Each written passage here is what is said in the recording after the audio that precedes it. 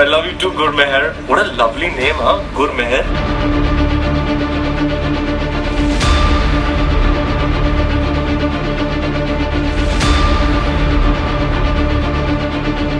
The people of India, We, the people of India, having solemnly resolved to constitute India,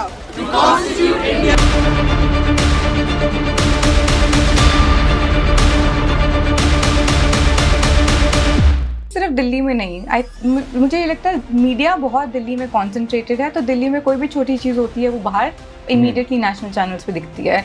मैं पंजाब की बात करूँगी, पंजाब में यूथ बहुत फ्रस्ट्रेटेड है और फ्रस्ट्रेशंस पंजाब में यूथ की कितने बहुत तरीक़ों से दिखती है। चाहे फार्मर्स प्रोटेस्ट हो, यूथ कहीं नहीं गया 2 साल के लिए, उस सिंगू बॉर्डर पे ही खड़े रहे अपने राइट्स के लिए, अपनी ज़मीनें बचाने के लिए, अपनी एक तरीके से तो सोल ऑफ पंजाब को सेव करने के लिए दे स्टूड देयर। सो वो फ्रस्ट्रेशंस भी हैं। आप चाहे चंडीगढ़ यूनिवर्सिटी में देख लीजिए, प्राइवेटाइजेशन के अगेंस्ट धरने लगते हैं।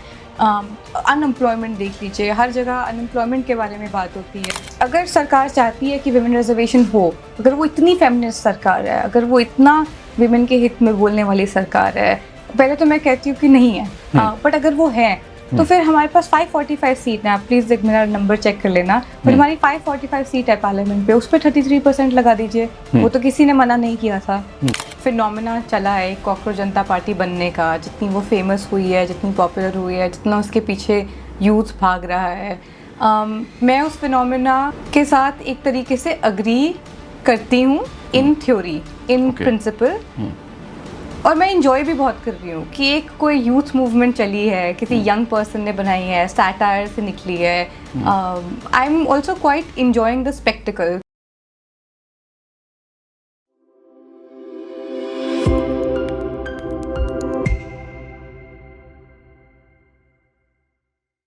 देश के लिए अपने प्राणों की आहुति देने वाले शहीद पिता की बेटी, ऑक्सफोर्ड से शिक्षा और स्वभाव से विद्रोही, आज हम आपकी मुलाकात कराने जा रहे हैं युवा गुरमेहर से। देश के कई महत्वपूर्ण, अति महत्वपूर्ण विषयों पर अपनी राय बेबाकी से रखती हैं। गुरमेहर, आपका बहुत बहुत स्वागत है। Thank you for having me. बात यह है कि देश की राजनीति में कुछ न कुछ नया हर रोज़ हो रहा है।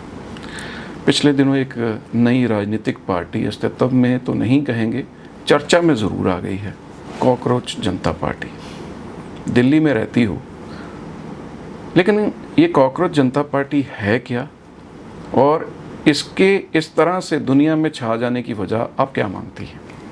एक कॉकरोच जनता पार्टी के बारे में जितना मैं जानती हूँ, जितना मैंने भी देखा है, मतलब सबसे पहले तो मैं ये बोलना चाहूँगी कि ये जो फिनोमेना चला है कॉकरोच जनता पार्टी बनने का, जितनी वो फेमस हुई है, जितनी पॉपुलर हुई है, जितना उसके पीछे यूथ भाग रहा है, मैं उस फिनोमेना के साथ एक तरीके से अग्री करती हूँ इन थ्योरी, इन प्रिंसिपल, और मैं इंजॉय भी बहुत कर रही हूँ कि एक कोई यूथ मूवमेंट चली है, किसी यंग पर्सन ने बनाई है, सैटायर से निकली है। I am also quite enjoying the spectacled. BJP से आगे फॉलोअर्स बन गए, अब आई थिंक 21 मिलियन फॉलोअर हो गए 4 दिन के अंदर। उससे पहले कांग्रेस पार्टी से ज़्यादा फॉलोअर्स हो गए, एक तरीके से आम आदमी पार्टी से ज़्यादा फॉलोअर्स हो गए। तो एक जो उसका जैसे कहते हैं सोल ऑफ द मूवमेंट है, जो यूथ को एकजुट कर रही है, इकट्ठा कर रही है, एक प्लेटफॉर्म पे ला रही है, उसे मैं काफ़ी इन्जॉय कर रही हूँ। जो एक यूथ की अंदर जो एंजाइटीज़ थी या यूथ के इश्यूज थे, उस पर टैप इन कर रही है by using the language that the youth speak in. That I agree with, I appreciate and I am a fan of. But जो उसका बैक एंड एक तरीके का है, मैं उस पर भी जो एक तरीके से बैक एंड है, जो उस पार्टी की आइडियोलॉजी है या जो उस मूवमेंट की आइडियोलॉजी है, मैं इंतज़ार कर रही हूँ कि हमें पता चले कि वो मूवमेंट कहाँ स्टैंड करती है सोशल इश्यूज़ पे। हमारे देश में एक बहुत मतलब पार्टी बनाना कोई मुश्किल काम एक तरीके से ऑन पेपर नहीं है। आपको रजिस्टर करनी होती है पार्टी, आपको ECI से सिंबल लेना पड़ता है, आपको चाहिए कि जितने भी आपके पार्टी के मेंबर्स हैं वो कॉन्स्टिट्यूशन, जो आपकी पार्टी की कॉन्स्टिट्यूशन है उससे अग्री करें और रजिस्टर करके आप सिंबल ले लीजिए। पर टू बी एक to be relevant party and to be a party that gives back to the nation, and a party that speaks for something. हमें ये जानना ज़रूरी है कि वो किन मुद्दों पर अपनी बात उठाएगी. अभी तक जितने भी उन्होंने मुद्दे रखे हैं कि CGI के जो CGI हैं वो बाद में कभी राज्यसभा नहीं ले सकते, या 50% विमेन रिजर्वेशन होनी चाहिए, वो काफ़ी मुद्दे हैं जो यूथ के साथ अग्री करते हैं. पर बहुत सारे और मुद्दे हैं जैसे गिग वर्कर्स. क्योंकि जब हम कभी कभी यूथ सोचते हैं हमारे मन में आता है कि यूथ सिर्फ एक अर्बन यूथ है. हम ये भूल जाते हैं कि जितना भी मज़दूर है इस देश में, अब 50 साल के लोग मज़दूरी तो नहीं करते. मज़दूर होते हैं 19 साल के, 20 साल के, 22 साल के, 30 साल के, वो भी तो युवा हैं. हमारे जो गिग वर्कर हैं वो भी 40-40, 50-50 साल के नहीं हैं, वो भी युवा हैं, वो भी यंग होते हैं. बिकॉज़ जब आप मज़दूरी करते हैं या आप गिग वर्कर जैसा इतनी गर्मी में, तपती धूप में जो बाइक चलाते हैं एक जगह से दूसरी जगह, वो एक युवा का काम है. तो हम बहुत बार ये जो सोचते हैं, यूथ सोचते हैं सिर्फ अर्बन सोचते हैं, बट गिग वर्कर्स, मज़दूर हमारे, जो चाहे अर्बन मज़दूर हो या अर्बन लेबर का काम कर रहे हो, चाहे वो रूरल या ट्राइबल एरियाज़ में लेबर का काम कर रहे हैं, वो भी यूथ हैं. तो मैं ये जानना चाहती हूँ इस पार्टी से या इस मूवमेंट से कि उस कोहॉर्ट को, उस यूथ के कोहॉर्ट को, कि क्या उनके मुद्दे उठाए जा रहे हैं. फिर कास्ट की बात आ जाती है. आई नो कि जो फाउंडर हैं वो खुद दलित समाज से आते हैं, तो मेरी एक होप ये भी रहेगी कि कास्ट के इशू पे, रिजर्वेशन के इशू पे उनकी पार्टी का या इस मूवमेंट का स्टांस सिमिलर रहेगा to all progressive stances, to Ambedkarite thought. So उसमें I have some hope and I have belief, but I will hold my reservations about this movement. And I will also hold my reservation about this movement क्योंकि एक 2012-2013 में हमने ऐसी एक और movement देखी थी जो इस अर्बन एंगर पे टैप कर रही थी. वो थी इंडिया अगेंस्ट करप्शन मूवमेंट, जिससे आम आदमी पार्टी बनी. हमारे बहुत बड़े आइडियोलॉग्स जो कंट्री में हैं, आइडियोलॉग्स कह लो या थिंकर्स कह लो या इंटेलेक्चुअल्स कह लो, जो लीडर्स जो हमारे हैं पब्लिक थॉट के, योगेंद्र यादव जी हो गए, प्रशांत भूषण जी हो गए, वो भी इस मूवमेंट से ही आगे बाहर आए हैं. एक तरह बाहर नहीं आए, बस उस मूवमेंट का बहुत फाउंडिंग पार्ट रहे हैं. स्टोन फाउंडेशन, हाँ, जो फाउंडेशन है उस मूवमेंट की या आम आदमी पार्टी की, इन्हीं थिंकर्स ने सेट की है. And I have so much respect for them and I have so much agreement with what they think. But एक ये भी ट्रूथ है कि वो जो अर्बन एंगर टैप हुआ है, it was supported and funded by the RSS, जो एक तरीके से, मतलब जो मेरी आइडियोलॉजी है, मैं RSS की आइडियोलॉजी से अग्री नहीं करती. और ना ही जो आम आदमी पार्टी की एक आइडियोलॉजी वो प्रेजेंट करते हैं एक तरीके से, या इंडिया अगेंस्ट करप्शन जो आइडियोलॉजी प्रेजेंट कर रहे थे, progressive ideology, forward thinking ideology, अगर वो RSS की तरफ से आ रही है तो आई थिंक वो मुझे एक ज़्यादा बड़ा प्लॉय लग रहा है to take away the democratic secular fabric of the country and that space that the Congress party in a way occupied and protected and held up. So I will hold my reservations for a similar movement like that till I am very clear कि उनकी movement का sources क्या हैं, एक तरीके से उनकी ideology क्या है, उनके beliefs क्या हैं, वो क्या uphold करते हैं. So ये जब तक मुझे वो नहीं पता चलेगा तब तक शायद मेरा पूरा विश्वास एक मूवमेंट में नहीं रहेगा. ट्वाइस बिट, वंस बिटन ट्वाइस शाय, जो एक तरीके से कहते हैं वो हो सकता है. आपको क्या लगता है कि ये पॉलिटिकली मोटिवेटेड है, कहीं ना कहीं किसी ना किसी पार्टी की तरफ से इसको सपोर्ट किया जा रहा है? मुझे ये यकीन है कि ये जो मूवमेंट है ये शुरू ऑर्गेनिकली हुई थी. एक लड़का है जो बॉस्टन यूनिवर्सिटी में बैठे थे, वो पहले भी कम्युनिकेशंस का काम काफ़ी किया हुआ है उन्होंने आम आदमी पार्टी के साथ. वो सबको ही पता है, कम्युनिकेशंस डायरेक्टर रह चुके हैं, कम्युनिकेशन फेलो रह चुके हैं. उनकी बहुत सारी फोटोज़ भी हैं मनीष सिसोदिया जी के साथ. तो वो उन्होंने एक अपने चाहे सैटायर में या मस्ती में या एक तरीके के एक्सप्रेशन ऑफ एंगर में मूवमेंट चालू की और स्टार्ट की, और युवा उनके साथ जुड़ने लग पड़े. तो वो जो ऑर्गेनिक बिगिनिंग्स हैं, मैं उन पे कभी डाउट नहीं करूँगी कि वो ऑर्गेनिक बिगिनिंग्स हैं. पर ये भी है कि जब कोई चीज़ बहुत ट्रेंड करनी शुरू कर जाती हैं या आपके हाथ से बाहर चली जाती है, अगर मैं भी हूँ और अगर उनकी जगह मैं भी होती, और मेरे पास भी एक पॉलिटिकल पार्टी का इकोसिस्टम ऑलरेडी होता जहाँ से मैं पहले एम्प्लॉयड थी, या जहाँ मेरे जान पहचान के लोग हैं, या जहाँ मेरे मेंटर्स हैं, और मैं कोई बड़ा मूवमेंट खड़ा कर देती तो मैं भी पीछे जाके बोलती कि सर या मेरे मेंटर्स को आप मेरी मदद करिए। मैं ये नहीं बोलूँगी कि ये बिल्कुल शुरू से पॉलिटिकली मोटिवेटेड है, वो जो एंगर है यूथ का वो बिल्कुल सही है। That is organic, that anger is organic, that movement, the beginning is organic, what the CJP tapped into is organic, but the expansion of it, या the ideology of it, या वो जो ideology बनेगी भी, that will always be colored by the nature of who the founder is. अब वो चीज़ें हम separate नहीं कर सकते। हम कह सकते हैं कि नहीं हम नहीं हैं, हमने जॉब छोड़ दी, या हम but सच तो यही है ना कि आपके पास एक सपोर्ट सिस्टम है तो कोई भी उनके पास जाएगा, और कोई भी पार्टी है देख रहे हैं कि उनके ही प्रोटेजे ने इतना बड़ा मूवमेंट खड़ा किया है, वो क्यों नहीं टैप करेंगे? That too in few hours कह सकते हैं। Exactly. डेज में तो चलो कर गया, लेकिन पहले कुछ घंटों में ही बिल्कुल एक एक्सप्लोजन टाइप था। Exactly. So मतलब तो I will also, as people, as citizens, as audience, as young people, I will refuse to be naive and say it is all organic. कोई भी होता है इस जगह पे, अगर मैं आम आदमी पार्टी की सीनियर लीडर भी होती और मेरे प्रोटेजी ने इतना बड़ा मूवमेंट खड़ा किया होता तो मैं भी उनके पास जाके बोलती कि वेरी गुड, आपने बहुत अच्छा काम किया हमारी पार्टी के लिए, आपने बहुत अच्छा काम किया हमारी मूवमेंट के लिए, आप बताइए हमें क्या चाहिए। और अगर मैं उनके अभिजीत की जगह पे भी होती then I would also go to my mentors and say we have produced this, now what can we do for our larger goals, because उनकी कमिटमेंट्स तो ऑलरेडी है ना अपनी पार्टी के साथ, और उसमें कोई बुरी बात नहीं है, सबकी पार्टी की सबकी कमिटमेंट्स होती हैं। बस ये है कि आप उसे फिर न्यूट्रल ना घोषित करिए, जो चीज़ न्यूट्रल नहीं है आप उसे ना न्यूट्रल घोषित करिए। आप बताइए कि आपकी आइडियोलॉजी क्या है, आप बताइए आपकी बैकिंग क्या है, क्योंकि जो युवा हम जुड़ रहे हैं उनके साथ, या जितने भी लोग उस आइडियोलॉजी में या उस मूवमेंट में होप ढूंढ रहे हैं, उनके साथ एक ट्रांसपेरेंसी बहुत ज़रूरी है। और वो सिर्फ इस मूवमेंट से नहीं ज़रूरी, वो ट्रांसपेरेंसी हर पार्टी से ज़रूरी है कि जो आपके साथ जुड़ रहे हैं लोग, या आपके फॉलोअर्स हैं, या आप में भरोसा रखते हैं, आप उनसे सच बोलिए। और अगर आप सच नहीं बोलेंगे, अगर आप उनके आंखों में धूल झोंकेंगे तो फिर वो गलत बात है। फिर गलत बात। जी, देश का यूथ गुस्से में क्यों है? नजर आ रहा है आए दिन धरने प्रदर्शन बहुत कुछ हो रहा है, खासकर आपकी दिल्ली में तो बहुत कुछ ही हो रहा है जी।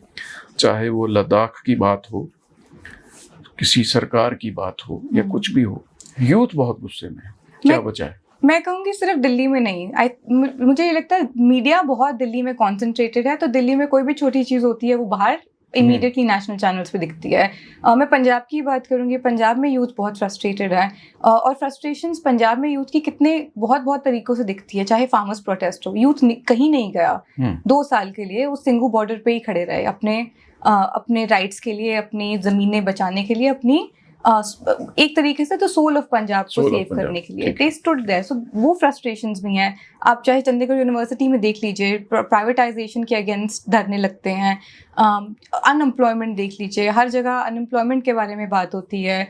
और अगर हम कहीं अरावलीज में भी चले जाते हैं या राजस्थान साइड चले जाते हैं, वहाँ पर there were protests and demonstrations to protect the Aravallis. ऐसा नहीं है कि यूथ सिर्फ दिल्ली में है। ये जो फ्रस्ट्रेशन है या ये जो एंगर है वो पंजाब में, राजस्थान में, Jammu and Kashmir, across the country, north east में। आप देखिए मणिपुर में क्या हो रहा है, वो एक तरीके से वहाँ का यूथ भी तो बोल रहा है, वहाँ का यूथ भी तो गुस्सा है कि हमारे यहाँ पे इतनी वायलेंस है, इतना एक तरीके से मिलिटेंसी और इवन स्टेट कंट्रोल, और इतनी ट्रेजेडीज हो रही हैं और किसी ने अभी तक देखा ही नहीं, संभाला ही नहीं। तो वो जो एंगर है वो एग्जिस्ट हर जगह कर रहा है, और वो एंगर इसलिए एग्जिस्ट कर रहा है क्योंकि इश्यूज हैं, अनएम्प्लॉयमेंट इशू है। अगर आप एक प्रॉमिस पर आए हो, एक सरकार एक बहुत बड़े प्रॉमिस पे आई है और एक बहुत बड़ी मूवमेंट से निकल कर आई है, जो वो इंडिया अगेंस्ट करप्शन मूवमेंट थी। मैं बहुत छोटी थी उस टाइम पर मुझे इतनी छोटी भी नहीं थी कि मुझे पता नहीं था कि क्या हो रहा है। मुझे पता था कि करप्शन एक प्रॉब्लम थी, मुझे पता था कि या करप्शन की जो नैरेटिव्स चले थे, मैं वो बोलूँगी, जो करप्शन के नैरेटिव मीडिया चला रही थी वो एक प्रॉब्लम थी उस ज़माने में या उस टाइम में, उस जनरेशन के यूथ के लिए। चाहे वो निर्भया गैंग रेप हुआ था, विमेन सेफ्टी एक बहुत बड़ा मुद्दा था जो जिसने एक तरीके से राइल अप किया था पूरे देश को। तो जो एक नई सरकार बनी, या चाहे वो दिल्ली में आम आदमी पार्टी की सरकार बनी या सेंटर में बीजेपी की सरकार बनी, वो एक प्रॉमिस पे आए थे बहुत बड़े कि जो पहले हुआ है हम उससे बेटर जाएंगे। ठीक है। पर अब जो यूथ देख रहे हैं वो प्रोमिसेस फुलफिल नहीं हुए। अनएम्प्लॉयमेंट पीक हाई पर है। ठीक है। हमारे कंट्री में बहुत सारे युवा अनएम्प्लॉयड हैं। एक वो अनएम्प्लॉयड है पर बिकॉज हमारा डेटा बहुत सस्ता है, हमने रिलायंस को जियो के थ्रू इतना सस्ता डेटा बनाया हुआ है, हमारे कम्युनिकेशन नेटवर्क बहुत बड़े हैं, फ़ोन बहुत सस्ते हैं।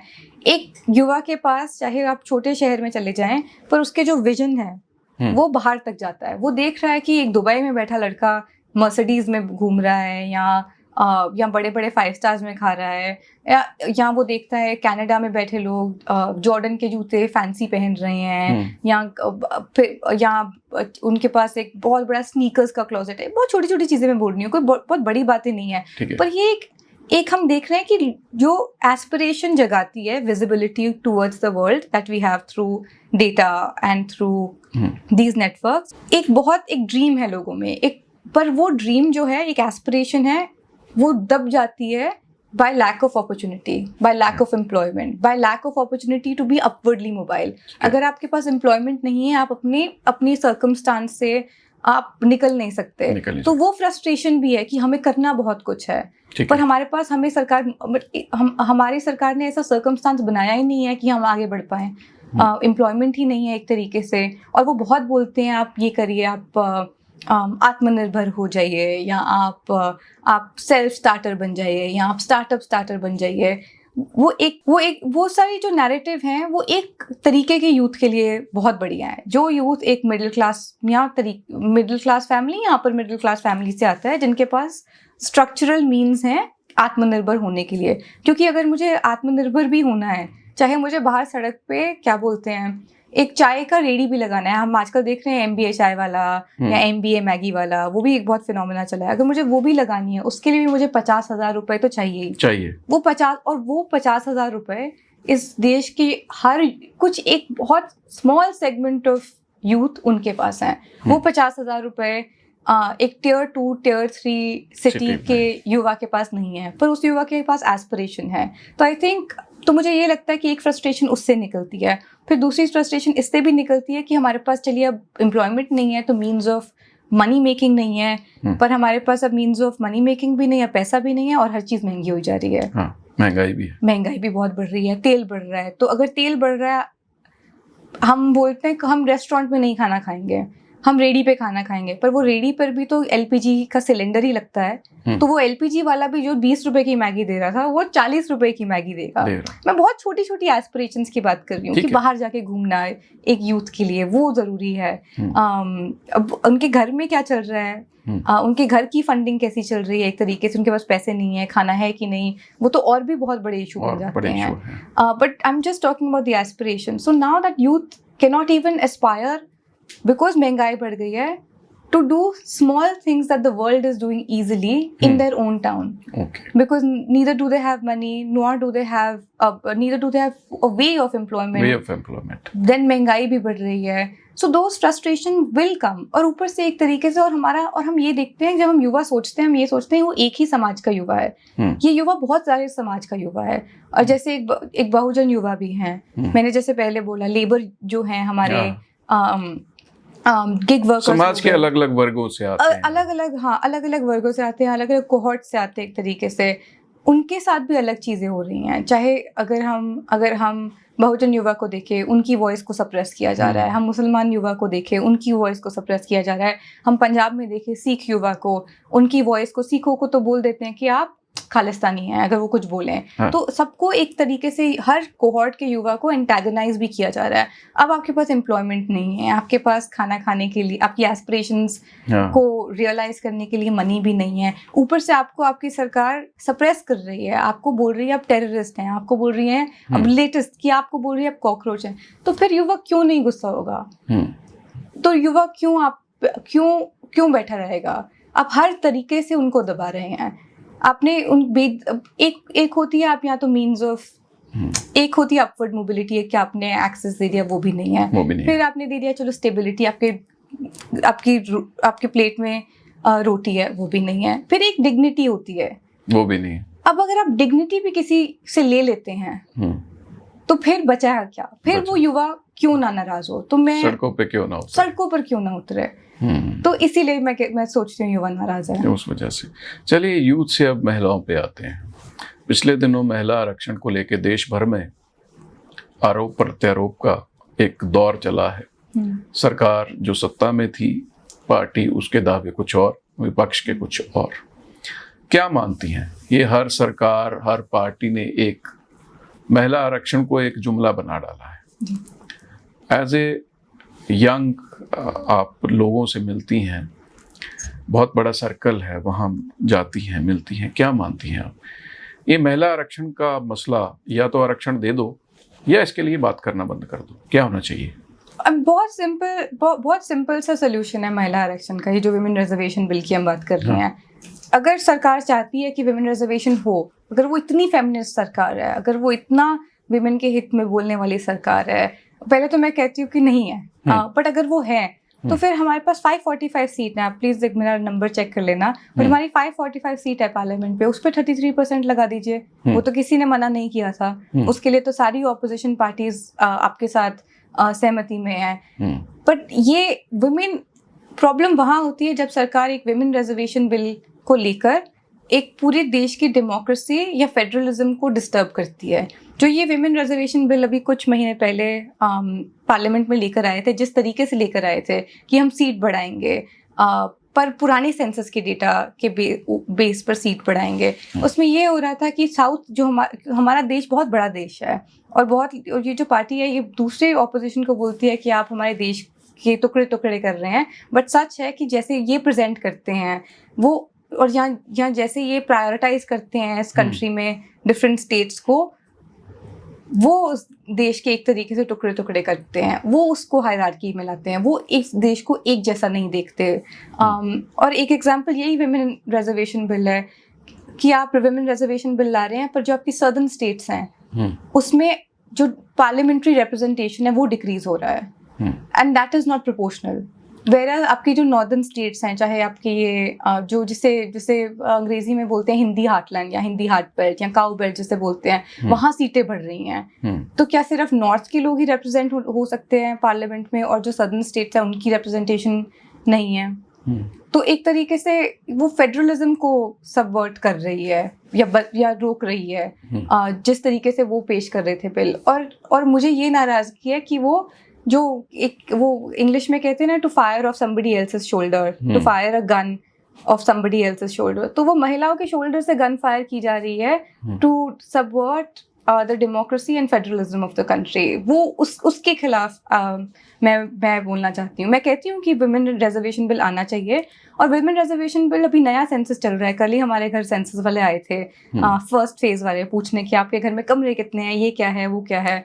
तो सेंसस हो रहा है, तो इस नए सेंसस की बेस पर आप विमेन रिजर्वेशन बिल लाइए। नए सेंसस में आपको पता भी चलेगा आपकी दलित पॉपुलेशन कितनी है, आपकी ओबीसी पॉपुलेशन कितनी है, आपकी ट्राइबल पॉपुलेशन कितनी है। तो आप वो काउंट करके एक रिजर्वेशन बिल लाइए जिसमें पूरा देश प्रॉपरली रिप्रेजेंटेड है। पुराने सेंसस की बेसिस पे कोई क्या ज़रूरत है बिल लाने की? फिर आप बढ़ाइए सीट, या फिर आप बढ़ाइए, फिर आप लगाइए उस बिल को, फिर then that is fair. I don't think, और मैं ये कहना चाहती हूँ, मुझे नहीं लगता कि कोई भी पार्टी विमेन रिजर्वेशन बिल के अगेंस्ट है, या कोई भी इंसान विमेन रिजर्वेशन बिल के अगेंस्ट है। हम काफ़ी आगे आ चुके हैं, और मैं ये भी बोलती हूँ, India compared to western nations is a lot more progressive than they were. हमारे जैसे 1946 से हमारे विमेन को वोट करने का हक है, वो हक वेस्टर्न नेशंस में बहुत देर तक नहीं आया था। हमारे पास फीमेल प्राइम मिनिस्टर अमेरिका से पहले आ गई थी। अमेरिका में आज तक फीमेल प्रेसिडेंट नहीं है, but we have had a female prime minister, we have had female presidents, we have had female chief ministers. तो मैं ये ज़रूर कहूँगी, हमारा देश बहुत प्रोग्रेसिव है, कोई हम रिग्रेसिव नेशन नहीं है when it comes to women's rights. But if there are any people who are saying no to women reservation bill, They are not saying no because they do not stand with the women of the country and their rights and their right to be represented, but they stand against the use of women reservation bill to subvert the Indian democracy itself. Right. Lady Shri Ram college से graduate हुआ, JNU भी दिल्ली में है। जी। Youth और students जब इकट्ठे होते हैं, बहुत सारे प्रदर्शन होते हैं। आप मानती हैं कि देश में शोर जो मचता है, यूथ जो मसले उठाता है, वो नारों तक सीमित हो जाते हैं? मैं ये नहीं मानती, मैं नहीं मानती कि वो नारों तक सीमित रहते हैं। मुझे लगता है वो नारों से शुरू होते हैं। वो बस बात ये है कि हमारी आजकल गोदी मीडिया वो कितना दिखाती है। हमें शायद वो नहीं दिखा रही गोदी मीडिया कि नारों के बाद यूथ क्या कर रहे हैं, क्योंकि उन्हें दिखाना होता है कि हमारे प्राइम मिनिस्टर मेलेडी टॉफी खा रहे हैं या नहीं खा रहे। शायद वो उनकी वो प्रायोरिटी है, या उनकी PR करना एक तरीके से ज़्यादा प्रायोरिटी है। जो देश का युवा है वो जितने मैं जानती हूँ, या जितने एक्टिविस्ट या जितने स्टूडेंट पार्टीज़ के वर्कर्स हो गए, या जितने युवा पार्टीज़ के वर्कर्स हो गए जो ऑपोजिशन में हैं, वो बहुत मेहनत करते हैं। इस देश में वो बहुत एक एस्पिरेशन होती है कि हम बहुत चीज़ें कर ले। एक हम कैपिटलिज्म की तरफ ये कंट्री भी जा रहा है, जहाँ लोग अपने इंडिविजुअल नीड्स को ज़्यादा प्रेफर करते हैं to fulfil then the nation's needs. तो जो भी और जब ऐसा माहौल हो पूरी दुनिया में, where your individualism is given more preference than collective betterment of society, of your country, of your nation, then वो जो युवा है जो सड़कों पे आ रहा है, मैं उनकी बहुत रिस्पेक्ट करती हूँ। वो जो युवा है वो चूज़ कर रहा है कि मैं अपनी इंडिविजुअल नीड्स को छोड़कर इस देश के लिए या इस बड़े लार्जर कॉज के लिए बोलूँगा, या नारे उठाऊंगी, या प्रोटेस्ट करूँगी, या पॉलिटिकल पार्टी ज्वाइन करूँगी, या इवन पॉलिटिक्स में जाऊँगी। मुझे बहुत लोग ये बोलते हैं कि पॉलिटिक्स बहुत ख़राब चीज़ है। जो युवा पॉलिटिक्स में जाते हैं वो सही नहीं होते, वो पावर के पीछे हैं। जितने भी युवा आजकल ऑपोजिशन में बैठे हैं, एक सच बात ये है कि अभी पावर का कुछ दिख नहीं रहा। वो विजन ही नहीं है कि अभी पावर आएगी कि नहीं। वो उसका कारण ये है कि हमारी डेमोक्रेसी वोट चोरी वगैरह के कारण काफ़ी सबवर्ट हो चुकी है। बट जितना भी युवा आज जुड़ रहा है, जेनजी आज जुड़ रहा है ऑपोजिशन के साथ, वो इसलिए नहीं जुड़ रहा है क्योंकि एक पावर की भूख है या एक स्टेटस की भूख है। वो इसलिए जुड़ रहा है क्योंकि वो इस देश के टुवर्ड्स लॉयल है, वो इस देश के मुद्दों के टुवर्ड्स लॉयल है, और वो उस सरकार से पूछ रहा है कि आप मुझे और मेरे साथ के जितने युवा हैं या जितने सिटीजन्स हैं, आप हमें हमारा हक दीजिए, आप हमें एक बेटर फ्यूचर दीजिए। And I respect that. मुझे नहीं लगता है वो सिर्फ नारों तक रुकते हैं। वो एक गोदी मीडिया का नैरेटिव है ताकि एक तरीके से युवा वॉइस को डिमीन किया जाए या डिस्क्रेडिट किया जाए। बट जब आप जितना डिस्क्रेडिट करेंगे, मुझे लगता है आप बहुत बड़ी कोई भी सरकार या कोई भी पर्सन इन पावर या कोई भी मीडिया बहुत बड़ी गलती कर रहा है युवा के साथ इंगेज ना कर। आपने पंजाब में फ्लड आए बहुत काम किया, शायद डिस्ट्रिक्ट गुरदासपुर में आप काफ़ी एक्टिव रही जी। उससे पहले शायद ये भी संभव है कि उस एरिया में कभी ना गई होंगी। बहुत बुरा हाल हुआ, लोग बेघर हो गए। आपने क्या जाना उस वक्त? पंजाब की क्या सच्चाई सामने आई? पंजाब के उस वक्त मेरे लिए पंजाब की ये सच्चाई मुझे हमेशा से पता थी। वो बस एक बार जैसे कहते हैं, एक बार आपको पक्की हो गई कि एक बार फिर से देख लिया कि चाहे हम कुछ भी करें, हम कितना भी लड़ें, हम कितना भी एक दूसरे से बोलें, हमारी कितनी भी प्रॉब्लम्स हों, हम पूरा टाइम चाहे एक दूसरे, हमारे बहुत इश्यूज हैं पंजाब में, पर जब भी कभी फ्लड आता है या कोई भी नेचुरल कलामिटी आती है, इवन नेचुरल भी नहीं, चाहे वो स्टेट इंड्यूस्ड कलामिटी भी हो, जैसे फार्मर्स प्रोटेस्ट के वक्त हुआ था, कि हमारी स्टेट बहुत जल्दी एक साथ होती है, हम एक दूसरे के साथ बहुत जल्दी एक साथ खड़े होते हैं। फिर हमारे कास्ट डिफरेंस, क्लास डिफरेंस या रीजन डिफरेंस जितने भी ले लीजिए, जिनके ऊपर गाने बनते हैं, माजो वालों के लिए अलग गाने बनते हैं, दोआबा वाले उनकी अलग प्राइड होती है, मालवा वालों की अलग प्राइड होती है। हमारे हैं मतलब एक तरीके से हम एक पूरा टाइम जब भी कोई कलामिटी या कुछ प्रॉब्लम ना हो, एक दूसरे को वन अप करते रहते हैं, और वो ठीक है, मतलब एक तरीके से होता भी है। या जो है कास्ट प्राइड भी लोग कह लें एक तरीके से, वो भी रहती है, जिसके विरोध में मैं हमेशा बोलती हूँ। पर जब कलामिटी ऐसी आती है, हम बहुत जल्दी एकजुट हो जाते हैं। और एक मैं एग्जांपल दूंगी कि जो हमारा एक्टिविस्ट सर्कल भी है एक तरीके से, क्योंकि छोटे ग्रुप होते हैं, और हम युवा लोग हैं, आपने जैसे बोला बेबाक लोग हैं, ओपिनियनेटेड लोग हैं, तो हम लोगों में भी काफ़ी एक तरीके से अनबन या बातचीत ऊपर नीचे रहती है। पर मुझे ये मालूम Difference है in opinion. Difference in opinion रहते हैं। लेफ्ट वाले किसी और से लड़ते रहते हैं, कुछ लोग सेंटर में होते हैं वो दूसरों से लड़ते रहते हैं, कुछ लोग अलग अलग तरीके से लोग अपनी पॉलिटिक्स एक्सप्रेस करते हैं। पर जब भी कोई कलैमिटी आए या ये जब फ्लड्स की बात लेने, फ्लड्स का इशू आया, सब लोग बिल्कुल फोकस के साथ, शांति के साथ, बिना लड़े, बिना अपने बिल्कुल डिफरेंसेस को असाइड करके एक दूसरे के हाथ पकड़ कर, नॉट मेटाफोरिकली, लिटरली, बिकॉज आपको पानी में चलना पड़ रहा था, एक दूसरे को सपोर्ट करके हमने हेल्प की for the farmers of our state.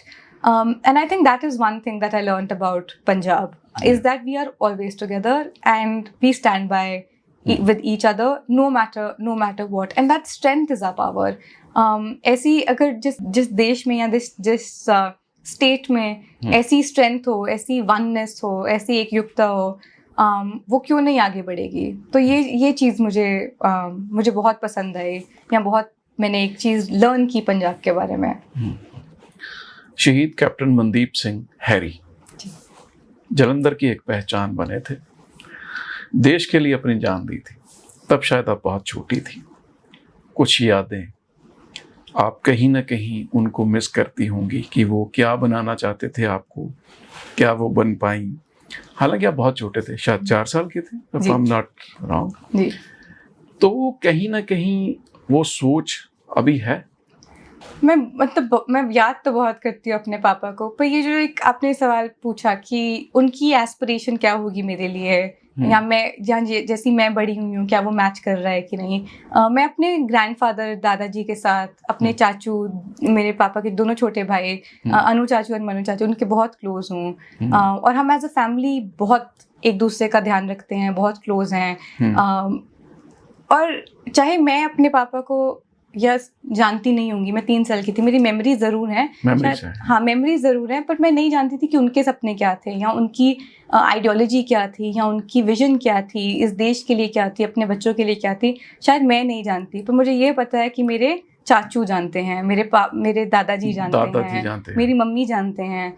तो एक तरीके से उन्होंने भी हमें ऐसा ही बड़ा किया है, मुझे और मेरी छोटी बहन को, कि जो मेरे पापा के सपने हैं वो पूरे हों। तो मुझे ये भी पता है, क्योंकि मैं बहुत बार पूछती रहती हूँ। अभी कुछ दिन पहले मेरे पापा का बर्थडे था, तो चाचू घर आए थे, तो हम यही बात कर रहे थे, और फिर मैं पूछ रही थी कि बताइए चाचू, तो आपका कॉलेज टाइम कैसा था, क्या आप स्टूडेंट पॉलिटिक्स में थे, तब यूथ में क्या हो रहा था, क्योंकि तब तो मिलिटेंसी का टाइम था एक तरीके से, वो भी एक बहुत स्पेसिफिक। तो I was very interested to understand what was growing up like for my father and my chachu and my mother when they were my age or even younger than me।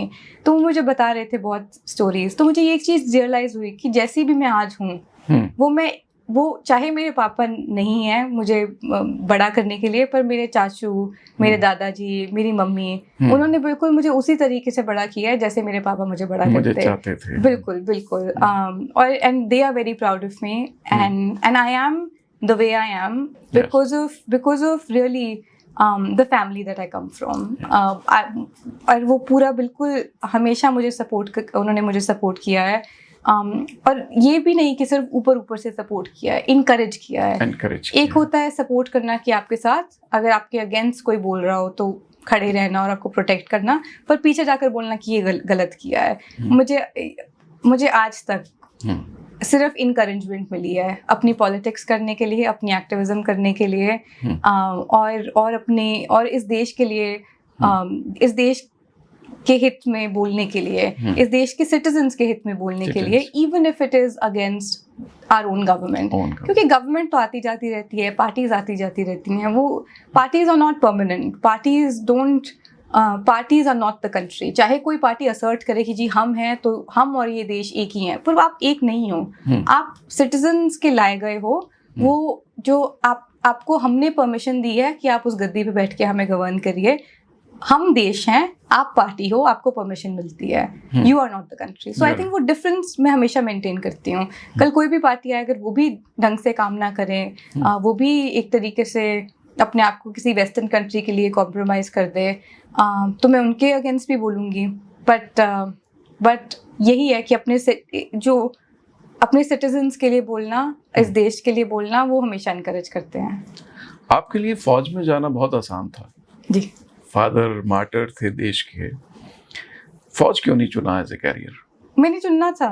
मेरा 100% क्योंकि with women हम NDA नहीं join कर सकते, at least तब तो नहीं कर सकते। तब नहीं कर सकते, अब तो दे हैव स्टार्टेड। पर जब मैं कॉलेज में थी तब नहीं कर सकते थे आप एनडीए ज्वाइन। तो वो 11th-12th में, मतलब 11th-12th कॉलेज में तो मुझे मौका मिला ही नहीं। हमारा OTA होता था कि अंडर ग्रेजुएट करने के बाद अब आप एग्जाम दीजिए एसएसबी का। हाँ, और फिर आप ट्रेनिंग एकेडमी में जा सकते थे।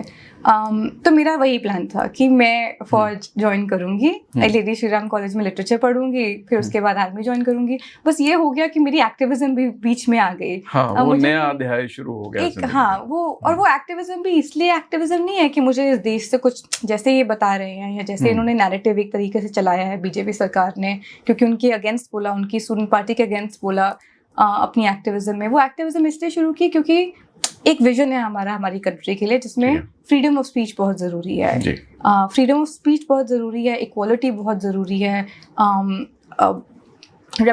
representation of all caste, creed, class within in power structures बहुत ज़रूरी है, सेक्युलरिज्म बहुत ज़रूरी है, नॉन वायलेंस एक तरीके से बहुत ज़रूरी है। तो अगर जब वो कोई भी सरकार इन चीज़ों को दबाने की कोशिश करेगी तो उनके अगेंस्ट तो हम बोलेंगे ही, बिकॉज हम देश के हित में बोल रहे हैं। देश की आइडियोलॉजी या फाउंडेशन जिसके ऊपर ये देश बना है उसको बचाने के लिए बोल रहे हैं।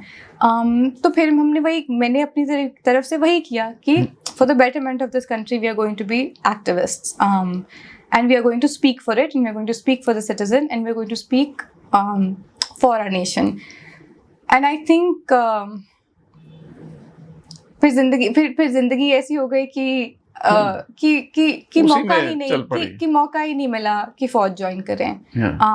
पर ऐसा नहीं है कि मैंने नहीं करनी थी, मैं जरूर फौज ज्वाइन करती अगर सर्कमस्टांसेस जिंदगी के डिफरेंट होते।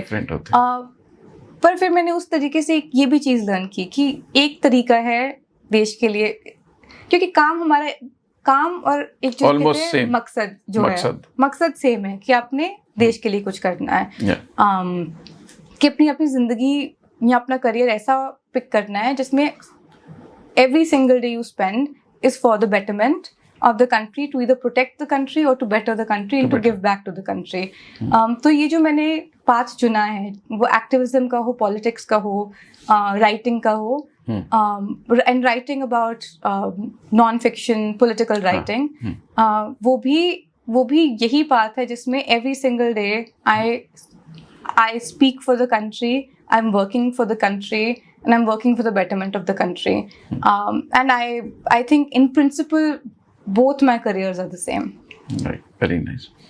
Activism देख लिया, फॉरेन तक जाए, स्टडीज कर ली, बेबाकी से बोल भी लेती हैं। एक्टिव पॉलिटिक्स में आने का विचार है कोई?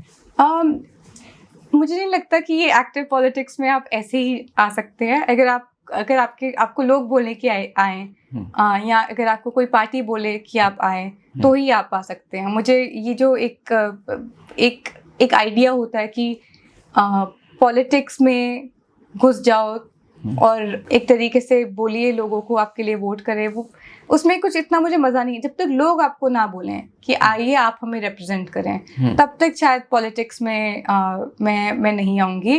पर पॉलिटिक्स एडजेसेंट बहुत चीज़ें हैं जो कर सकते हैं। और मुझे ये भी लगता है कि हम जब भी सोचते हैं पॉलिटिक्स का काम, हम सोचते हैं इलेक्टोरल रिप्रेजेंटेशन, वो एक हिस्सा है पॉलिटिक्स का।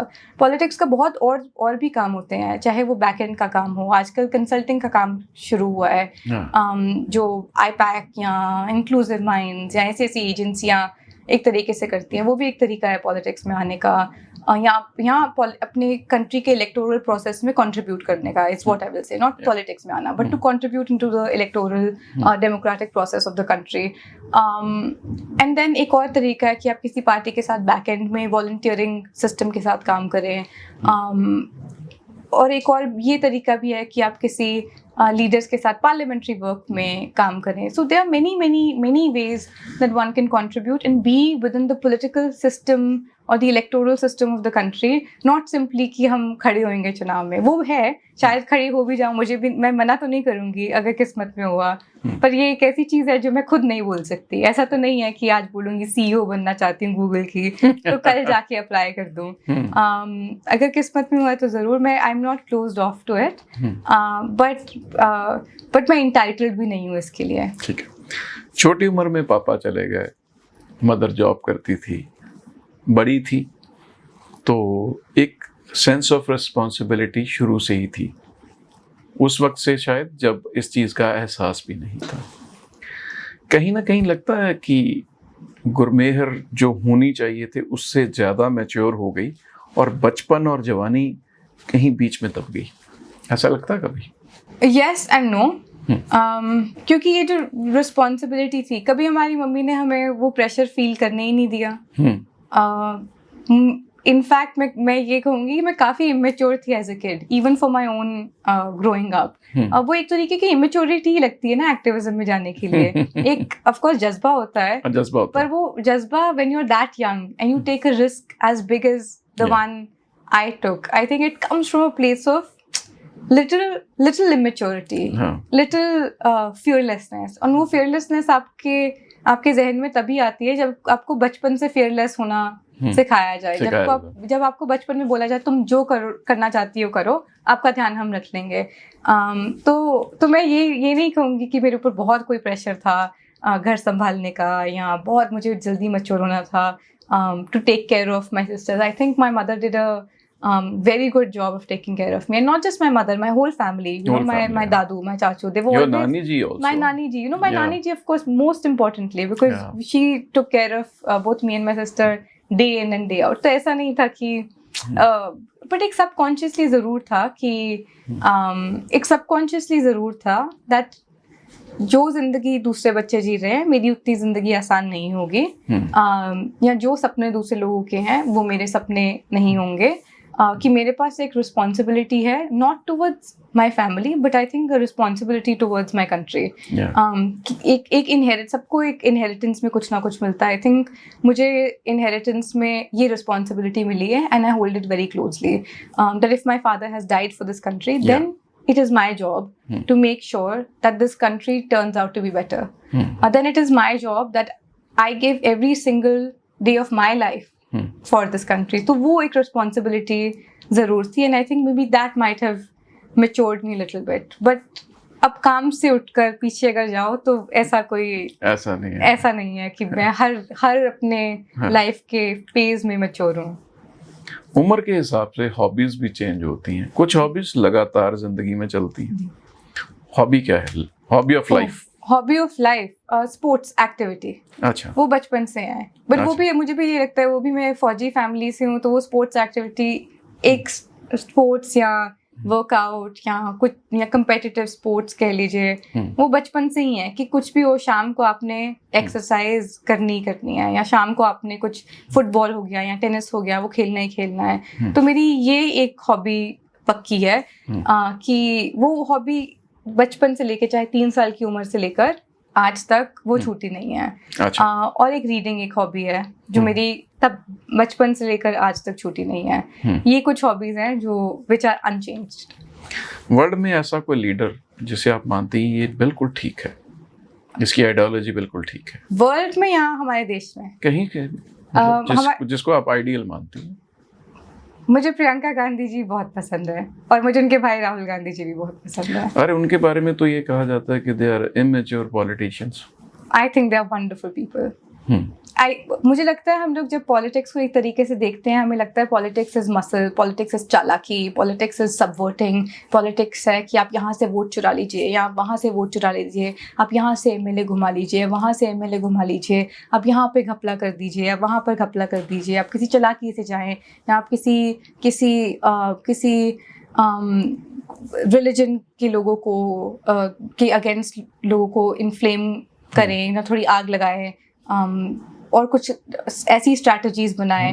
Politics looked at that, and that is people consider to be successful in those horrible things, tactics those tactics, those Yeah. चालाकी, to be people think अगर की पॉलिटिक्स ये है, और अब जो भी पॉलिटिशियन इन टेढ़ी चीज़ों में सक्सेसफुल है या बहुत बढ़िया कर रहा है, वो एक गुड और मैच्योर पॉलिटिशियन है। मुझे लगता है कि इस देश में और इस दुनिया में एक अलग तरीके की मुझे लगता है पॉलिटिक्स एक डिफरेंट चीज़ है। मुझे लगता है पॉलिटिक्स समाज सेवा है। मुझे लगता है पॉलिटिक्स एक रिस्पॉन्सिबिलिटी से आती है। मुझे लगता है पॉलिटिक्स एक जो काम है वो एक त्याग का काम है, वो लेने का काम नहीं है। और मुझे ये भी लगता है कि जो पॉलिटिक्स है, it is a job where yourself is minimized. It is also a job of love. कि अगर आपके दिल में इतना प्रेम होना चाहिए, सिर्फ एक समुदाय के या एक रिलीजन के या एक कास्ट या क्रीड के लोगों के लिए, सिर्फ उनके लिए नहीं पर हर किसी के लिए इतना प्यार होना चाहिए, वो एक I think that politics of love is also politics. और मैं बिलीव करती हूँ उस तरीके की पॉलिटिक्स में, the politics of giving, the politics of sacrifice, the politics of responsibility, the politics of love, the politics of taking and building a nation together, the politics of collective progress, the politics of collective upward mobility, the politics of equality, the politics of perfect representation. और मुझे लगता है कि ये जो politics हैं, ये सिर्फ वैसे दो लीडर ही कर सकते हैं जो ये एम्बॉडी करते हैं। और मुझे लगता है कि ये जो लीडर हैं वो ये इस तरीके की पॉलिटिक्स एम्बॉडी करते हैं। और एक मेरे लिए मुझे इसलिए भी ये प्रियंका गांधी जी और राहुल गांधी जी इसलिए पसंद हैं क्योंकि मैं इनके साथ रिलेट करती हूँ। क्योंकि ये दो लीडर्स ऐसे हैं जिनके पास दुनिया में सब कुछ है। क्या नहीं है, क्या नहीं है इनके पास दुनिया में? घर है, गाड़ी है, स्टेटस है, फैमिली है, सब कुछ है। जो हम लोग एस्पायर करते हैं वो सब हैं। वो कभी भी ये काम छोड़कर जा सकते हैं। मुझे नहीं लगता पॉलिटिक्स का काम कोई बहुत मज़ेदार काम है। मुझे नहीं लगता ये कुछ बहुत ही इंटरेस्टिंग काम है। मुझे नहीं लगता कि एक ऐसा काम है जिसमें आप बहुत कुछ गेन कर सकते हैं। और अगर एक पावर ही गेन करने की चीज़ है तो इनके पास है पावर, वो कल्चरल पावर या पॉलिटिकल पावर, वो सब देखी हुई है। तो फिर ये क्यों करना? तो वो मैं इसलिए इनके साथ रिलेट करती हूँ कि वो आज ये इसलिए कर रहे हैं क्योंकि इन्होंने भी अपने फादर को खोया है in the service of this country. और मुझे लगता है कि ये काम ये जो काम मैं भी करूँगी पॉलिटिक्स में, that also comes from not in want of anything, but I think for that responsibility that if I've lost my childhood and my father to in service of this country, for this country, then as a child it is my responsibility to give back and build this nation in his memory. तो इसीलिए मुझे ये दो leaders बहुत पसंद हैं क्योंकि मैं बस इनके साथ रिलेट करती हूँ और कुछ ज़्यादा नहीं। ठीक है गुरमेहर, आपने दिल्ली से आके हमें समय दिया। इसी तरह से बेबाकी से सच के साथ अपनी बात, अपनी आवाज़ बुलंद रखना, ये हमारा आशीर्वाद है जो आपके साथ हमेशा बना रहेगा। तमन्ना रहेगी कि एक दिन वहाँ पहुँचो जहाँ देश के युवाओं के लिए कोई फैसला ले सको। जो आवाज़ उठती है दबा दी जाती है और कई बार आतंकवादियों का नाम दे दिया जाता है, उस आवाज़ को समझ सको और उसी के मुताबिक फैसले भी ले सको। बेटा, आपने हमें समय दिया। आपका स्टूडियो में आने के लिए बहुत बहुत धन्यवाद। Thank you so much for having me. Thank you so much for having me. Thank you.